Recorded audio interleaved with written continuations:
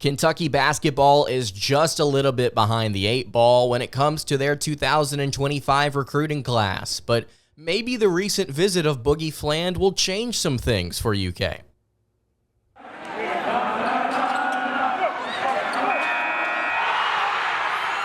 You are Locked On Kentucky, your daily podcast on the Kentucky Wildcats, part of the Locked On Podcast Network, your team every day.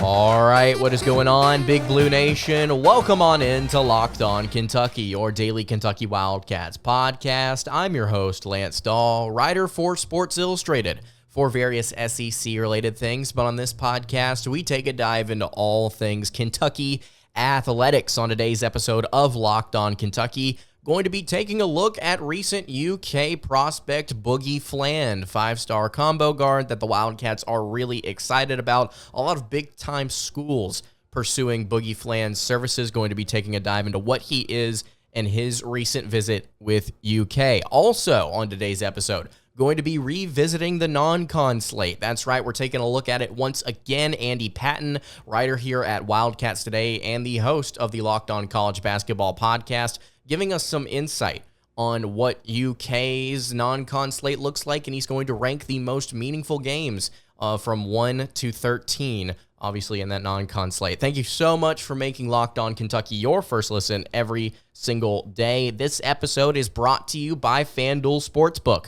the official sportsbook of Locked On. You can make every moment more, and right now, new customers can bet $5 and get $200 in bonus bets guaranteed. Visit FanDuel.com/LockedOn to get started.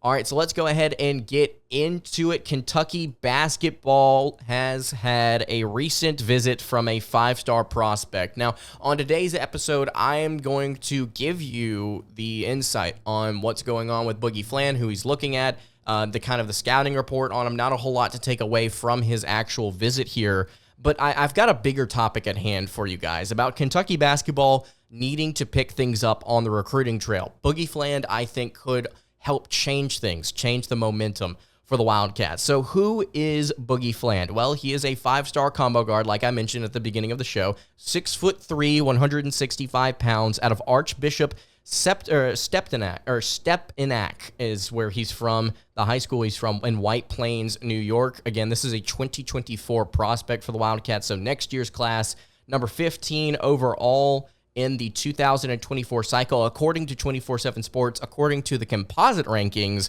he is the number 9 prospect overall nationally, number 2 combo guard, number 2 player in the state of New York. He's being pursued by a lot of different big-time names here from across college basketball, Alabama being one of them, Indiana, Kentucky, obviously, Maryland, Michigan. He's got a lot of names on his list. I believe he announced a top 8 back in July, which included UK, obviously, Bama, Michigan, Maryland, North Carolina, Indiana, UConn, and St. John's. A lot of teams from the Northeast there, a couple of here down south with Bama, UNC, and UK, obviously the big-name basketball schools right now. He is expected to take official visits to Alabama and Maryland in October, leaving the Huskies and the Red Storm as the 2 teams yet to get him on campus for an official. I believe it's from KSR, Hunter Shelton on 3 with the Wildcats there. And then I've got a scouting report. The only thing that I could find about his game, unless you want to go and watch his highlights, and to be honest with you, this time around, I didn't really have a lot of takeaways from his highlights other than what was said in the On 3 scouting report is, and here it is for you, quote, Boogie Fland plays with a New York flair. He has a good handle and is able to shoot the ball from each level. He has a deep range off the bounce and will pull up if you give him an inch. He sees the floor well, gets his teammates involved, and takes care of the ball, valuing possessions. There is a floater game in there as well with a 1 and 2 dribble pull-up. He will need to continue getting stronger, and he is a solid athlete and has average length. The confidence is sky high, and that's kind of what I want to put an emphasis on here. And the skill set is obvious. He has a comfort playing on the ball or off the ball in a 2-guard lineup, never afraid of the spotlight. Charismatic, missed a lot of his sophomore season with injury. And that's kind of the big thing that I took away from it, is that there's a lot of confidence when it comes to shooting the basketball with Boogie Fland. You can see it in his highlight tape, and it's what On3 said here. If you give him an inch, he's going to take the shot. Now, I also think that it's interesting that they point out that he values possessions, and I don't think you really get to see a lot of that in his highlight tape about how he takes care of things, because it's a lot of scoring, obviously. But I agree with what On3 says here. He's a very talented player, obviously. Needs to I don't want to say, I'll take that back. I don't think he necessarily needs to bulk up a ton, but I think he needs to get stronger just so that he can handle the collegiate game a little bit better. He's got another year here in basketball and high school within the New York system, so we'll see how he pans out there. But yeah, I like the confidence. I like the swagger. I like the energy. I like the comfort. This is something that I really see out of these high school prospects that the Wildcats are pursuing. It's just the fluidity of their game at times at the high school level, and you start to ask yourself, how does that translate to the collegiate game? Obviously, we get to see players like Justin Edwards. You know, I really liked his game coming out of high school. Very fluid basketball player. How does it translate in the Global Jam? Well, he had a couple of different rough moments, but as the round robin went around, you really got to see Justin Edwards get comfortable and start to shoot the ball better despite a little bit of an awkward form. You know, start to take aggressive stances on offense, play really strong on defense, grab a lot of rebounds. With a player like Boogie Fland, I prefer him, honestly. You could put him on or off ball. I'm not going to sit here and tell you one way or the other about where I would put him. Because with Reed Sheppard, whenever he was listed as a combo guard, I sat here and told you, yeah, he's better off ball. And I still think I believe that, although you could absolutely play him at point guard. With Rob Dillingham, I prefer him on ball. With DJ Wagner, I would prefer him on or off the ball. It really doesn't matter. With Fland, I'm kind of there with the same thing with Wagner. I'm not really strongly pulled one way or another in terms of where I would slot him with UK next season. And that's kind of where I want to transition here. This is what I want to get to, and I think that this is the biggest takeaway from today's episode. If you take away anything, Kentucky basketball right now only has one recruit in their 2024 recruiting class, and that is four-star center Somto Cyril. Some thought he would reclassify and join this year's club, and now he is going to be in next year's class. He's the only recruit, and right now I think Kentucky basketball needs to kind of pick things up. They've really missed out on some of these big-time names in the 24/7 Sports composite rankings. According to 24/7 Sports, let's just walk through it here. The number one player in the nation, Cooper Flagg, projected to go to Duke right now. Number 2, Dylan Harper, projected to go to Rutgers. Number 3, Ace Bailey, already at Rutgers, committed to the Scarlet Knights. Really interesting what Rutgers is doing on the recruiting trail. Trey Johnson, projected to go to Baylor. Flory, obviously we know, went to Kansas. Ian Jackson committed to North Carolina. I believe he's been committed for quite some time. Derek Queen, projected to go to Maryland. Carter Knox at number 8 is, I believe, the only player in the top 10 that the Wildcats have like a legitimate shot with right now. He's a 5-star small forward, obviously the brother of the other Knox brother that played here for UK, obviously. But you look across this board here, and you get to look down 10. I think number 10 on. You've got Drake Powell committed to North Carolina. Isaiah Evans committed to Duke. Carter Bryant committed to Arizona. I mean, obviously, Kentucky's going to be able to get theirs. They're going to be able to get some of these guys, and then Boogie Fland, obviously, as the prospect the Wildcats are currently in hot pursuit of. If you can get Knox, if you can get Fland, that would be great.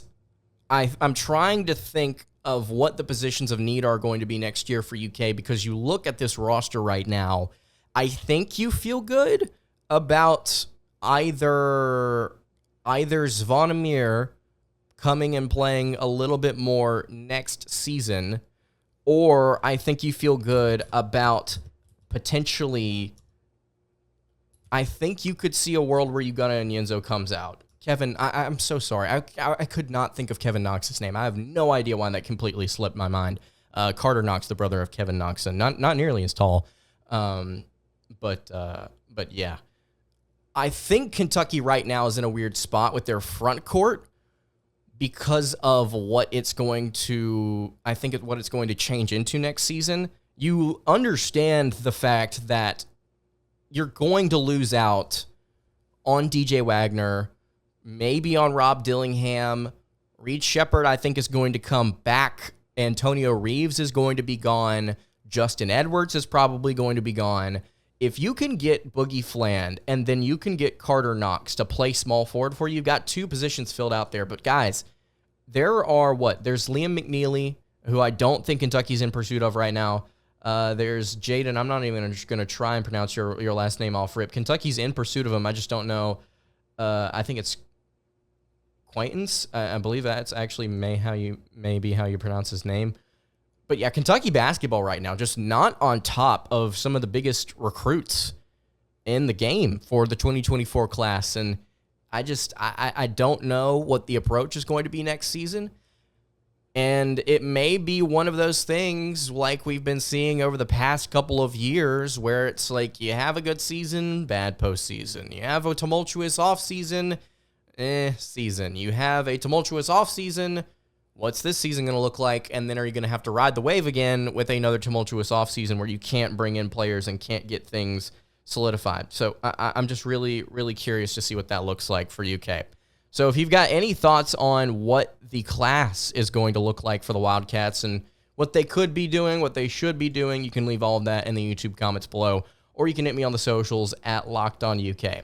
All right, I want to take a dive into this non-con slate one more time here. I want to take a look at what the Wildcats are dealing with and take a look at this article from our friend Andy Patton over at Wildcats Today. How should we rank the non-con games in terms of importance? I'm going to dive into that in just a second. Before we do that, though, I want to tell you guys about our friends over at Athletic Brewing. It's now time for your Game Changer of the Week, brought to you by Athletic Brewing Company. Much like, and I'm going to say this, and some of you may disagree with it, Devin Leary. Athletic Brewing has completely changed the non-alcoholic beer game. They make non-alcoholic beers that actually taste good. Devin Leary did not look like the problem on Saturday during Kentucky's close win over EKU. Tossed a few touchdowns. I got to see his arm on full display. I think he's going to continue to grow, and he's going to lead this team to some really solid SEC wins. That is why you need to get a guy like him in your room that can completely change the game for you. An Athletic Brewing Company has completely changed the non-alcoholic beer game. They make non-alcoholic beers that taste really good, that are full of flavor, well-crafted, just like a full-strength beer. Their brews are great tasting and award-winning and beat out full-strength beers and global competitions. They brew over 50 styles of craft non-alcoholic beer, including IPAs, Goldens, Sours, and more. And they're constantly releasing limited editions, experimental styles to add to their variety. No hangovers ever. You can find the Athletic Store in-store, online, and at bars around the country. They're the fastest growing non-alcoholic brewery in the U.S., so you need to get on board today. First-time customers can use code LOCKEDON to get 15% off your first online order over at athleticbrewing.com. That's code LOCKEDON at checkout for 15% off at athleticbrewing.com. Near beer, exclusions and conditions apply. Athletic Brewing Company, fit for all times.